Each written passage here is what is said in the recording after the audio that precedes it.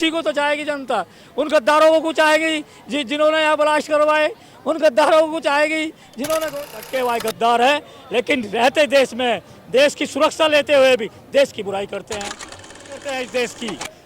वो कान खोल के सुनो, अभी उनके पास में मौका है, नहीं तो 2024 के बाद इनको सुधरने का मौका नहीं मिलेगा।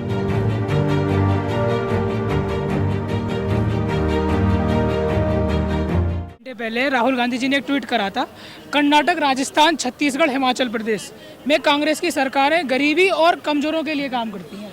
आपको काम करते हैं तो वहाँ का डेटा निकाल के दिखाओ ना, कितनी गरीबी खत्म कर दी आपने, राजस्थान में कितनी कर दी। तो रहा हूँ 67 साल में इस देश की गरीबी कितनी कम कर दी। तो 67 साल तक कुशासन रहा है, मैं शासन नहीं कहूँगा, इनका कुशासन रहा, इन गद्दारों का, कांग्रेस गद्दार का कुशासन रहा है इस देश पे। अगर आज ईमानदारी से कोई पार्टी काम कर रही है तो वह भारतीय जनता पार्टी है, जिसका एक एक नेता, एक एक सिपाही, भारतीय जनता पार्टी का एक एक आदमी सच्ची अपने तन मन धन से ईमानदारी से काम कर रहा है, और उनके साथ में पूरे समस्त भारत की जनता काम कर रही है।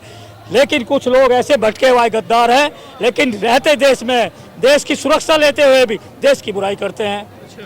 ऐसे लोगों को मैं इसलिए कह रहा हूं कि वे लोग के पास अभी समय है, नहीं तो आने वाले समय में पछतावे का भी मौका नहीं मिलेगा। नहीं तो देश की जनता सब जागरूक है, सब जानती है इस चीज को, कौन सी गद्दार सरकारों ने काम किया। जैसे आज मान के चलो कि लोग एक छोटा क्वेश्चन उठा देते हैं, क्योंकि भाई मोदी जी भी फ्री की रेवड़ी बांट रहे, राशन दे रहे हैं। राशन क्यों दिया जा रहा भाई? राशन इसलिए दिया जा रहा है, पहले वे नालायक की गवर्नमेंट थी, यहाँ वे हरामखोर गवर्नमेंट थी। अगर वे ठीक से काम करती तो आज यहाँ भारत की जनता को राशन वितरण करने की नौबत नहीं आती। इसलिए वह सहायता दी जा रही कि उन पहली सरकारों ने काम नहीं किया ठीक से। अगर ठीक काम करती और जनता के हित में काम करती तो आज ये क्यों देखो क्यों नहीं करा इन गद्दारों ने काम। ये जोर से यूँ कहते हैं हमारे प्रधानमंत्री शहीद हो गए देश की सेवा करते हुए, वे शहीद नहीं हुए, वे शिकार हुए हैं, उन का शिकार हुए हैं, उन आतंकवाद का, जो सा आतंकवाद इन्होंने जनता को दिया है, यहाँ जिस आतंकवाद को पाला है इन्होंने, उन्हीं का शिकार हुए। वे शहीद नहीं हुए जो कहते हैं कि हमारी इंदिरा गांधी जी शहीद होगी या राजीव गांधी जी शहीद होगी। उन्होंने आतंकवाद को पाला था तो आतंकवाद का शिकार हुए, शहीद नहीं बोलते उनको। क्यों आज आतंकवाद नहीं? आज शहीद करके दिखाओ किसी भी को भी, किसी नेता को, किसी को, हमारे प्रधानमंत्री तक हाथ डालने की, उंगली उठाने की तो दूर की बात है, निगाह भर के एक दुश्मन की देखने की हिम्मत नहीं होती आज। क्योंकि जितने सुरक्षित हमारे प्रधानमंत्री जी, उतने उससे ज़्यादा सुरक्षित हम हैं, यहाँ की जनता है। तो हम बिल्कुल तन मन खोल करके और दृढ़ता से कहेंगे कि यहाँ जितने भी हरामखोर गद्दार लोग हैं इस देश के, तोड़ने की बात करते हैं, बुराई करते हैं इस देश की, वो कान खोल के सुनो, अभी उनके पास में मौका है, नहीं तो 2024 के बाद इनको सुधरने का मौका नहीं मिलेगा। या तो अंदर होंगे या खुदा के मेल में होंगे, लेकिन रेल में नहीं होंगे, इसलिए परेशान है। आप किन्हें देख रहे हैं 2024 में? है जी, 2024 में किन्हें देख रहे हैं सत्ता में आते हुए? नहीं, 2024 में तो मोदी जी भारी बहुमत से आ रहे हैं, इसमें तो संदेह के लिए कोई स्थान ही नहीं है। जी हाँ, उन्होंने काम इतने किए हैं। देखो आपको बताऊं, उन्होंने अभी बता रहा हूँ, एक एक करके काम बताता हूँ। भारत में ज़बरदस्त इंफ्रास्ट्रक्चर फैलाया, बड़े बड़े हाईवे बनवाए। तो मैं ये कहता हूँ, जहाँ मुझे खुद 6 घंटा लगते थे, पर आज हमें 1.5 घंटे में अपने गांव 1.5 से 2 घंटे में पहुंच जाता हूं। और अब देहरादून हाईवे आप देख रहे हो, और गंगा एक्सप्रेस वे है, पूर्वांचल एक्सप्रेस वे है, यूपी के अंदर है। और काफ़ी जो है का देखो ध्यान दिया जा रहा है इंफ्रास्ट्रक्चर पर, सड़कें अच्छी अच्छी बनाई जा रही हैं। और ये तो रहा इंफ्रास्ट्रक्चर का मामला। और आप कहाँ से? मैं गौतम बुद्ध नगर से हूँ। यूपी से? यूपी से। यूपी का शासन कैसा चला है? सपा के शासन की तुलना करें और योगी सरकार की तुलना करें? देखो, इससे सपा का शासन था कि इसके 1 घंटे बाद सब सन्नाटा छा जाता था, कोई घर से नहीं निकलता था, चारों तरफ गुंडे, बदमाश और मवालियों का साम्राज्य स्थापित हो जाता सपा के शासनकाल में। और चारों तरफ अगर फोन, उस समय हमारे माता पिता भी कह देते थे कि जो है आना नहीं है, वहीं रहना है, 7 बजे के बाद में आना नहीं है, वहीं के वहीं रहना है जहाँ पर आप हो। परंतु आज की डेट ऐसी है कि मैं 12 बजे रात के भी जाऊं तब भी कोई दिक्कत नहीं है, मैं रात के 2 बजे भी जाऊं तब भी मेरी तरफ कोई उंगली उठाने वाला नहीं मिलेगा। और मैंने ऐसा कभी किया था, मैं अपने गांव गया तो मैं अपने खेतों पे रात को गया था तो मुझे 1 बज गया था रात को, तो मुझे केवल वहाँ पुलिस के अलावा कुछ नहीं मिला। और पुलिस भी इतना सहयोग किया कि अगर कोई दिक्कत हो तो हम यहाँ पर हैं, और हमें एक मिस कॉल अपना नंबर दिया कि एक बार कॉल मिला देना और हम तुरंत ही जो है आपकी सेवा में तत्पर रहेंगे। और पहले ऐसा था कि आप पहुँच 7 बजे के बाद तो अंधेरा सा हुआ और लूटपाट शुरू हो गई। ये सपा का शासन था। जी जी। और था अगर गांव गली का आदमी कोई शहर में 5 बजे तक है तो वो अपना घर जाने का इरादा चेंज कर देता, क्योंकि यहाँ गुंडे का रास्ता शुरू हो जाता था रोडों पे, दिन के दोपहर में लूट लेते थे।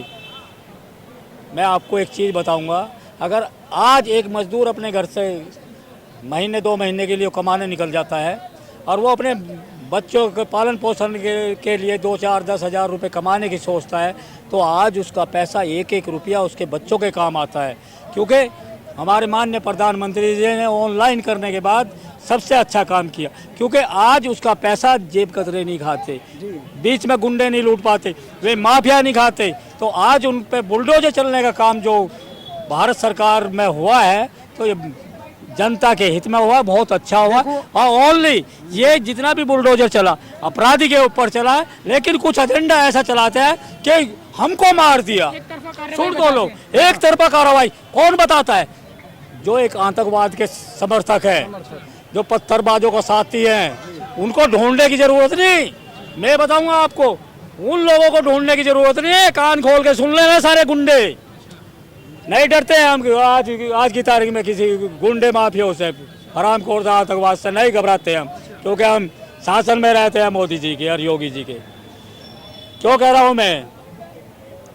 तो सारा का सारा एजेंडा जो चला हुआ था, इनका ग्रुप था कि शाम को इनका सीएम चलाते थे, पैदा कर दिया अतीक अहमद को हमारे यहाँ। आजम खां जैसे, उत्तर प्रदेश की बता रहा हूँ मैं, अपने यहाँ की मुख्तार अंसारी, ऐसे ऐसे गुंडे इकट्ठे कर दिए थे। कोई कांग्रेस से आता था, कोई सपा से आता था, हैं? आज उनके सपाए हो गए। और तारीफ करते हैं कौन लोग? जो उससे जुड़े हुए गद्दार हैं, वे गद्दार तारीफ करते हैं उन लोगों की, उन आतंकवादियों जो यहाँ तोड़ने की बात कर रहे हैं, पत्थर फेंकने की बात कर रहे हैं, और आदमी को मारने की बात कर रहे हैं, आदमी का धन लूटने की बात कर रहे हैं, उस पर जबरदस्ती करने की बात कर रहे हैं, या बलात्कार ले लो, कुछ भी ले लो। ऐसे लोगों का के समर्थकों को पे भी वही कानून लगना चाहिए जो उस पे लगे, उनको भी साथ में लपेट दिया जाना चाहिए।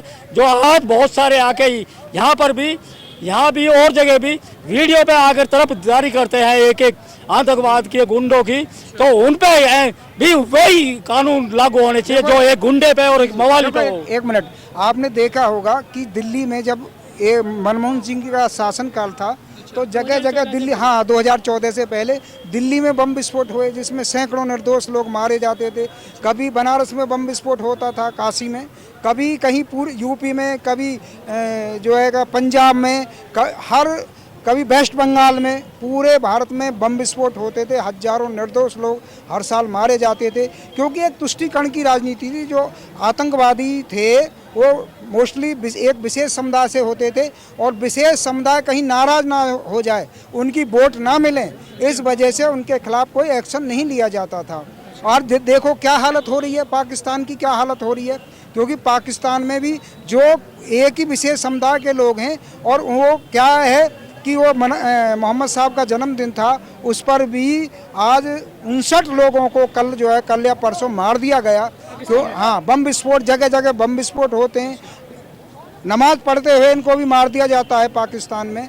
तो क्या दुर्दशा कर रखी है इन्होंने। और ऐसी स्थिति अगर मोदी जी नहीं होते तो ऐसी स्थिति हमारे देश की भी ये कर देते। पर ये भारत का सौभाग्य है, इस भारत की जनता का धन्यवाद है कि उसने एक ऐसे राष्ट्रवादी को इस भारत का प्रधानमंत्री बनाया है। इसलिए मैं तो ज़्यादातर भारत की जनता को बहुत साधुवाद देता हूँ कि उन्होंने एक ऐसा जो है प्रधानमंत्री बनाया, और यूपी में एक ऐसा योग्य जो है बाबा योगी आदित्यनाथ को बनाया, जो इस देश के दुश्मनों को, इस देश के गद्दारों को कठोर से कठोर कार्रवाई कर रहे हैं।